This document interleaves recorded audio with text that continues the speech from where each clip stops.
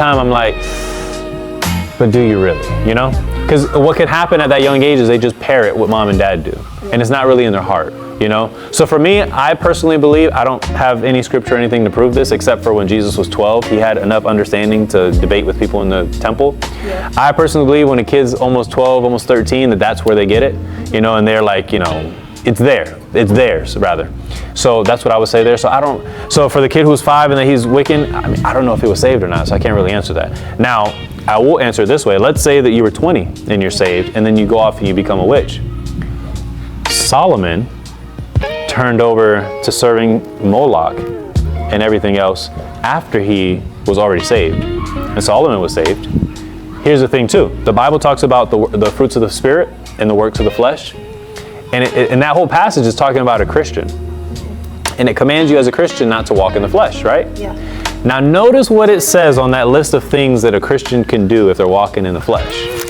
Notice what it says. It says here, it says, now the works of the flesh are manifest, which are these. And I'm just going to say a Christian can and read each one. A Christian can commit adultery, fornication, uncleanness. I would say that's like porn. Lasciviousness, that's a very sexual bad lifestyle. Idolatry, a Christian can go into idolatry. A Christian can go into witchcraft. Hatred, a Christian can go into variance, emulations. A Christian can be angry all the time. A Christian can always be in fights, strifes. A Christian can always be in seditions. A Christian can even be in heresies. What that would mean is that I can be believing what I'm believing right now telling you, and then in the future get off course and be tricked by somebody and start believing faith and works, or I can lose it, but I'm still saved. You know why? Because Jesus looked into the future and saw that I was going to be committing these sins and washed it all away. That's the only way it makes sense.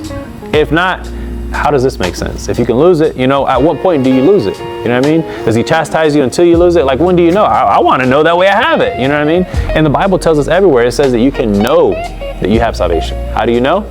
If you're relying only on him. But if you're relying on yourself, there's no way you know. The harvest truly is plenteous, but the laborers are few.